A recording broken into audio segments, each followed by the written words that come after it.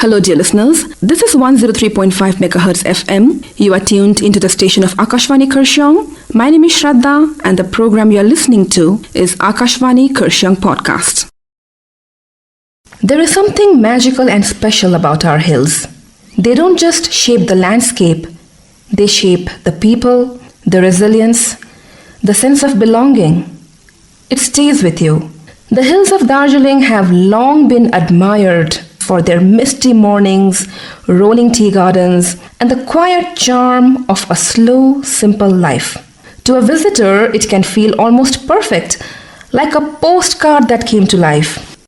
But beneath that beauty, there are many layers. Real challenges, quiet struggles, stories that don't always get told.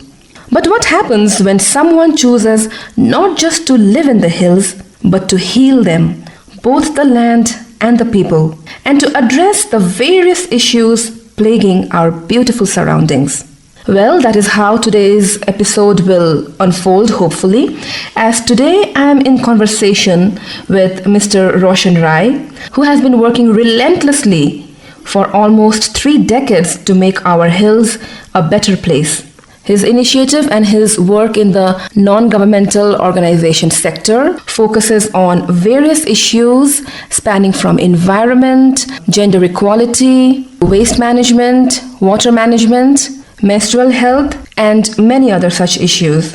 But today, beyond the work, let's get to know the person behind it. Mr. ROSHAN RAI is here in the studio with us. Welcome to the studio, ROSHAN. Thank you. Thank you for having me here. So before we even begin about the immense and the diverse work that you are engaged in, I would really like to understand you as a person a little more. What first drew you towards this space, working with people, community, towards working for change? Was it something that you always felt connected with, even early on before you started working in this area?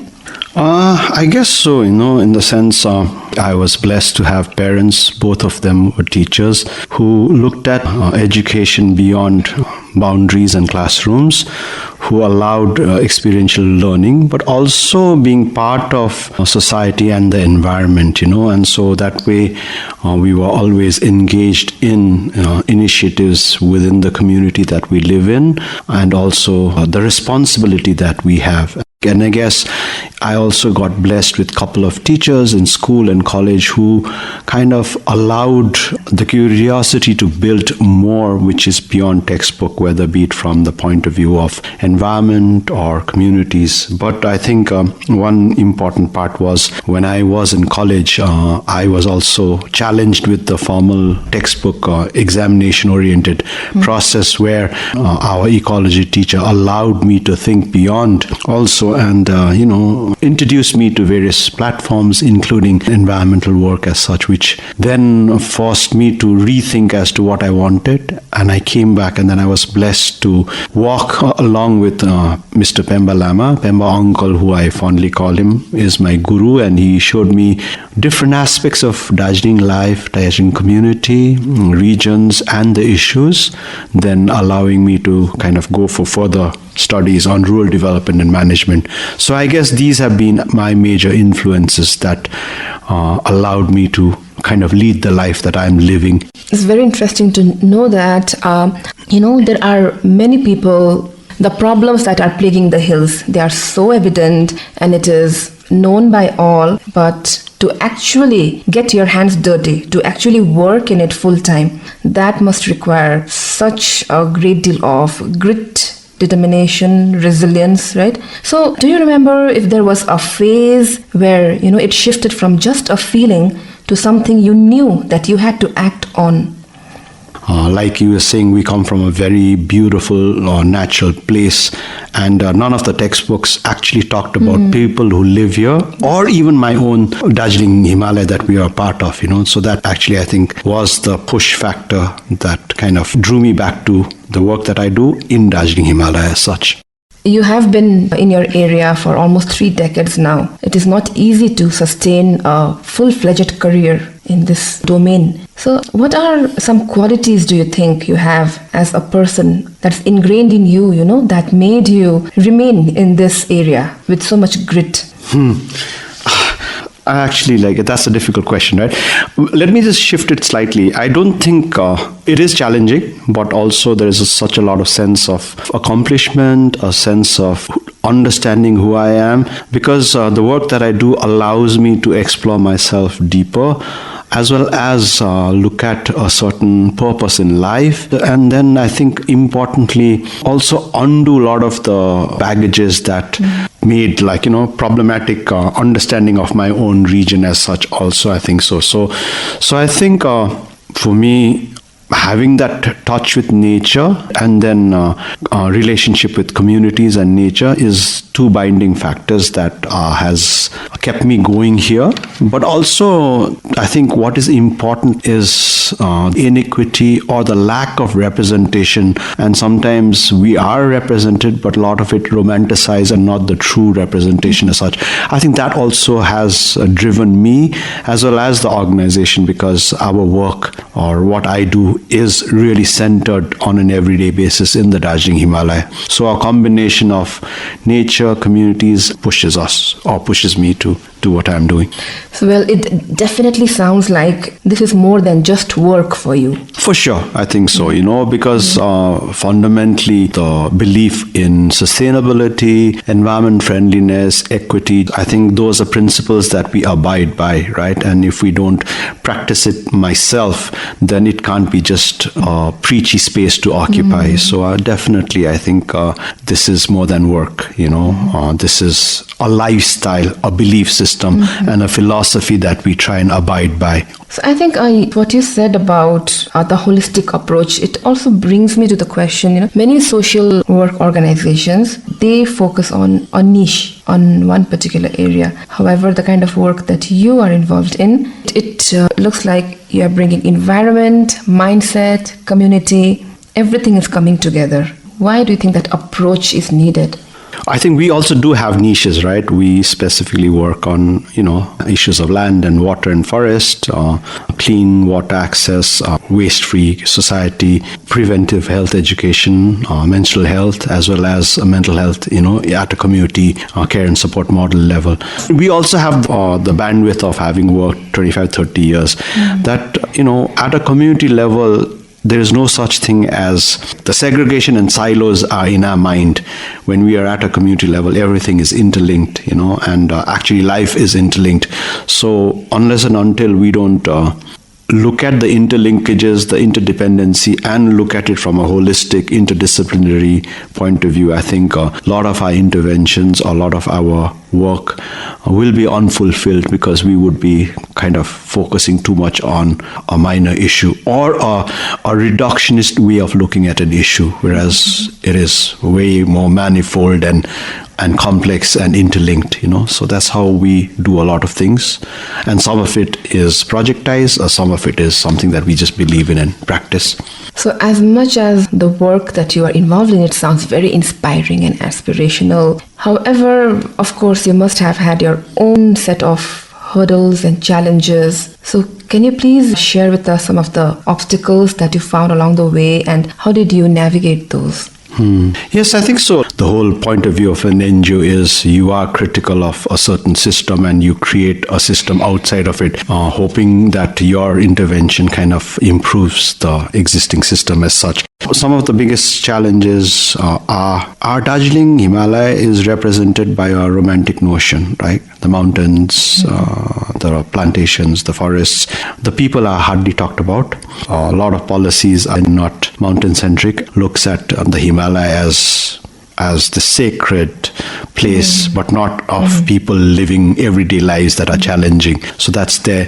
Just the geography in itself is challenging at times. And then resource allocation also is not made for the mountains. So as a small NGO working in Darjeeling Himalaya, access to resources is always a challenge. But also in terms of knowledge, some of the work we are doing, it's like really not contextualized to our everyday lives, our culture, our environment. Like, for example, like one of our first works was working with small farmer collectives on organic farming and organic certification, and there was no space for small farmer collectives in the mountains to get certified. Like we have large cardamom Darjeeling Mandarin having problems with disease, but not enough research to kind of manage that.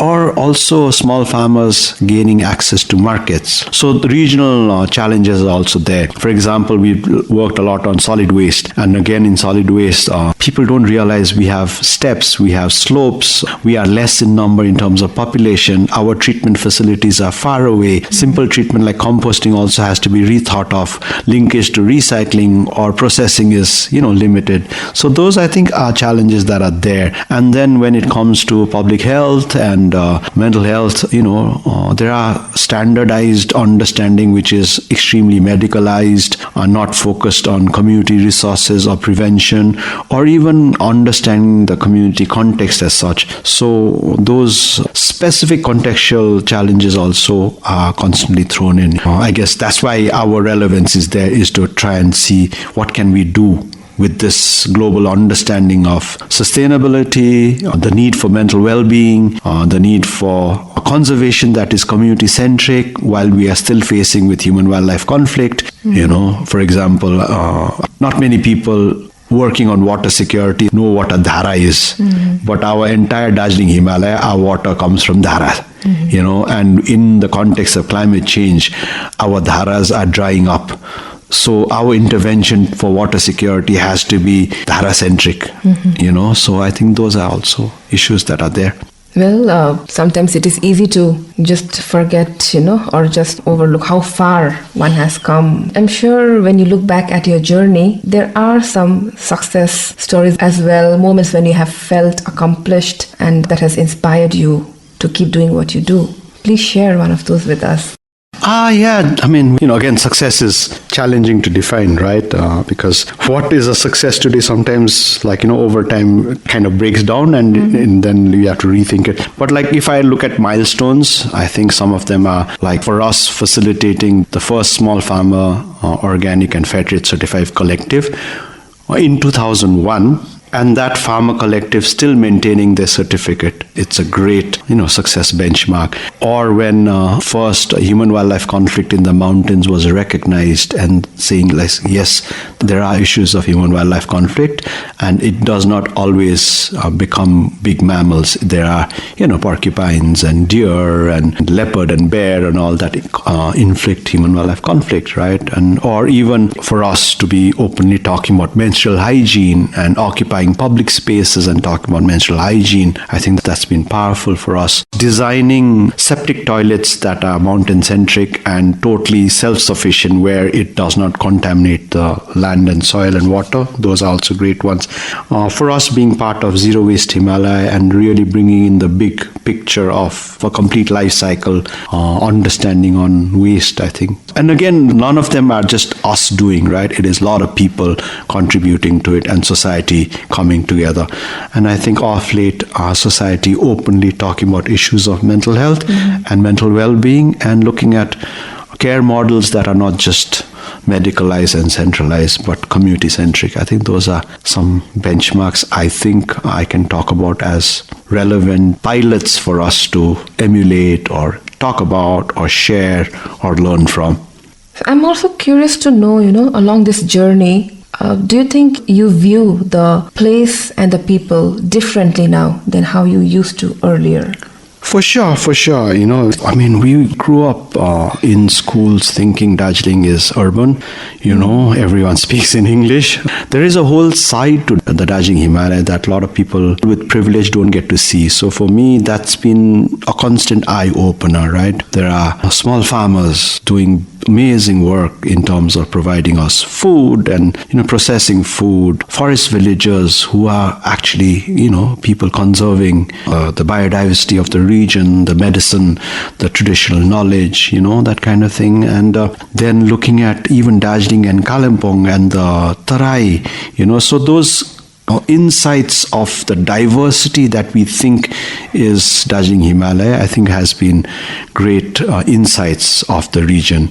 And I think my biggest insights has been how amazing our food cultures are, that we have food systems and food cultures that are amazingly tasty, amazingly healthy, unpackaged, or doesn't come with plastic packaging, and really good for you also, like for example, like, our fermented soybean or the quinoa, or fermented greens or the gundruk, or fermented milk, which is the churpi, and these are cultures over centuries that have evolved, food systems that are so contextually relevant.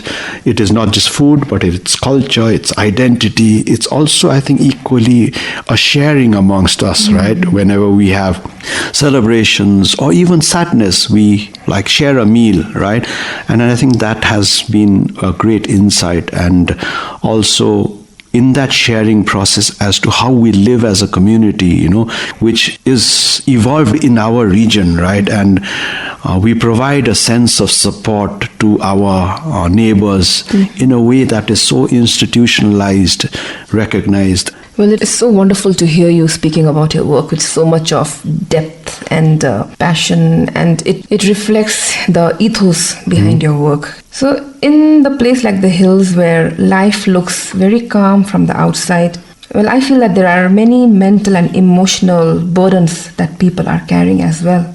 So have you personally witnessed or understood that aspect of it, the emotional and the mental burdens that people carry? The struggles that our people in Darjeeling to, get through everyday life puts in, I think, a huge toll, an emotional and a mental burden. And in our work on mental health, we realize that because we do a bit of work on how schools become care and support institutions if teachers' capacities are enhanced. And so it's not just medicalized understanding of mental health. What we've realized is that the livelihood challenges that force people to migrate have a huge impact on the children, because their caregivers or parents are not at home, or they have to travel from rural tea plantation forest communities to urban spaces to go to high school.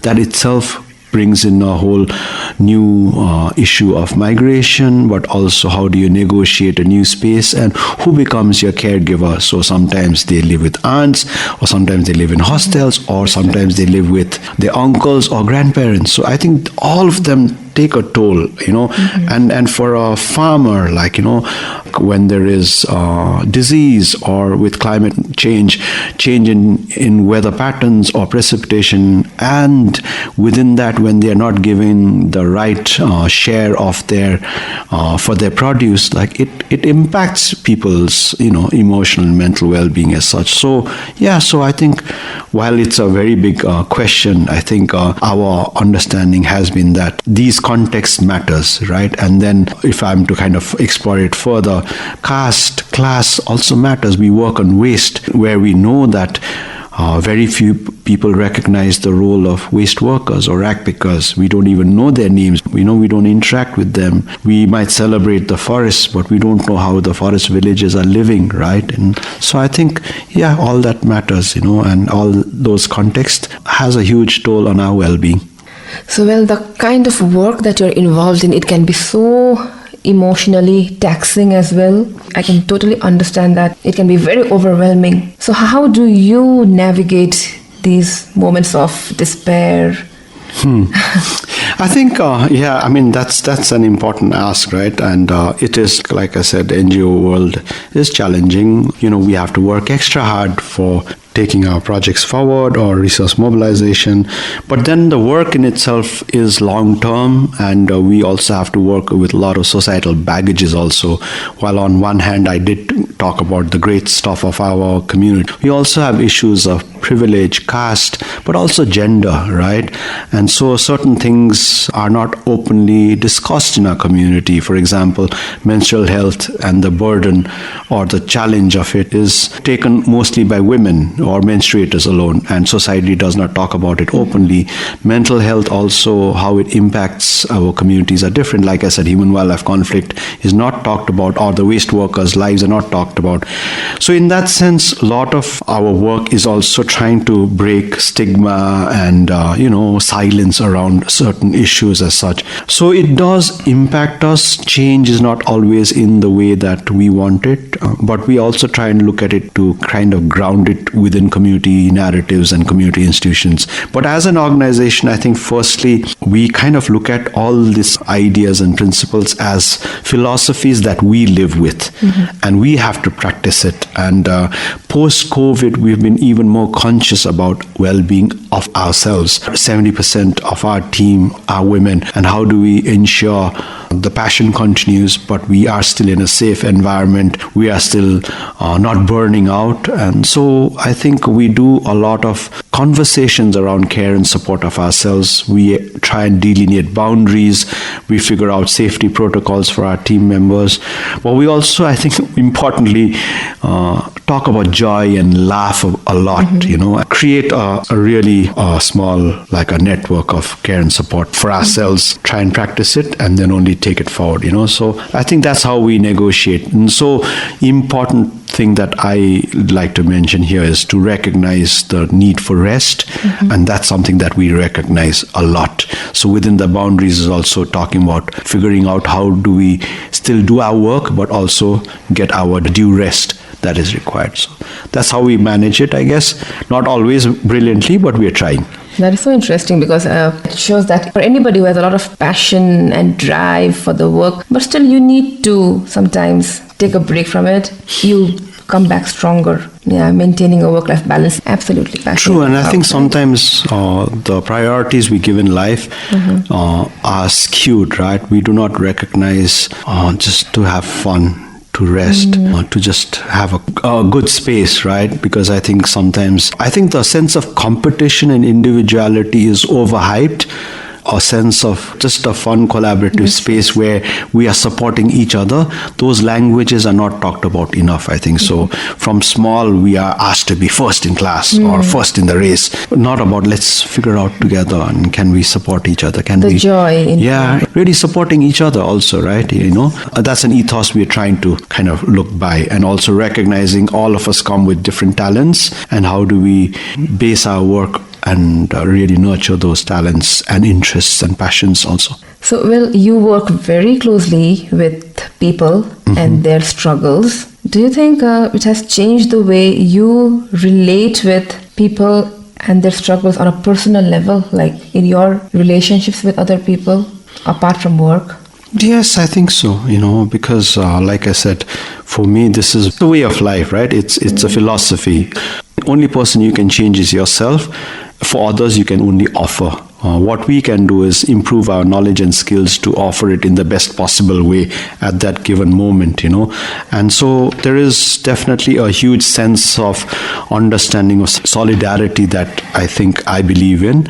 And also really recognizing that change needs to happen at a systemic level where everyone is needed. So environmentalism is not an elitist space, but something that we live every day, right? So yeah, solidarities are important because I think while contextually our struggles on sustainability, on environment, on equity are extremely contextual to the Darjeeling Himalaya, these values are universal. So we do see solidarity across the mountains, across India, as well as across the world also. We might not fully understand it, but the values are universal. That's very rightly said. Your journey so far, it really feels like it definitely is a work that is constantly evolving. So I'm curious to know, when you look ahead now, what does the road ahead look like for you and your role in the organization? So I think for me personally, it's about finding stewards, and in some sense we already are doing some of it, where we have thematic leads for mental health, one for preventive health, one for water and waste, and then one for agroecology as such, and so that I think is important for me, but also to really in the next few years to really promote community pilots on looking at it from an integrated well-being point of view. I think is something that I really think is important, so that we can really use that as lessons learned, not just as an organization, not just as a community, but using these insights to really represent our region, so that we actually, as a region, we design our paths that are meaningful to us, that is sustainable for us as well as equitable. So I think those are things that I'd like to kind of work forward, and definitely create a whole new set of team leads that are taking these work independently, because you do what you can do within your short given time, and you can't do everything. You need allies and solidarities, and that's what I think another important aspect for the Dajing Himalaya is actually providing community solutions, that people can leverage and learn from. That's how I would look at it. Also, your work involves a lot of community engagement, shifting perspectives, changing mindsets. What has the response been from the community that you work with? Has there been resistance? Have they been supportive? What has that experience been like for you? I think it's two ways, right? When it comes to, I think, issues that we worked, community response has been brilliant always, because what happens is that most of our work is based upon voices from the communities. When we first work on organics, on human-wildlife conflict, these were issues that people felt and needed to take forward. So in that sense, engagement has been really brilliant as such, because it was based upon the lived experiences and needs of communities that are there. And so that way, I think partnerships with small farmers, partnerships with forest villagers have really been great. Partnerships with schools and educational institutions have also been brilliant when it comes to solid waste and looking at how we can really respond to our waste crisis from a zero waste lens, So that is there. But having said that, no society is perfect also, and so there have been challenges. For example, I think we are a patriarchal society, and there is always resistance to talk about menstrual health openly. There are stigmas still attached to menstruators who are prohibited to go to certain spaces in the house, in the community, in the fields when they are menstruating, or even not talk about it openly, which actually puts a lot of strain and stress on the well-being of menstruators. So I think that's there. When it comes to participatory decision-making process, I think the voices of women and youth are not readily allowed or given space in our society, because again, it's a patriarchal society as such, and so that takes a lot of time to change, and that's why we are here for the long run. It can't be one awareness program and it changes. It is really breaking through, and sometimes I feel it is beyond, in our lifetime also we might not be able to change, and I think the other thing is, while the COVID pandemic did allow mental health to be discussed a bit more, there are still challenges in our society that kind of stigmatizes mental health. And so if you look at physical health, people will approach care or look for care and support easily, but mental health people will not talk about it openly or don't even understand, I think so, in a lot of cases. So community engagement has been the cornerstone of our philosophy. For certain issues, the take is immediate, but for certain issues, it takes a while to kind of break through. Well, the hills have given us so much, right? A sense of belonging, a sense of home.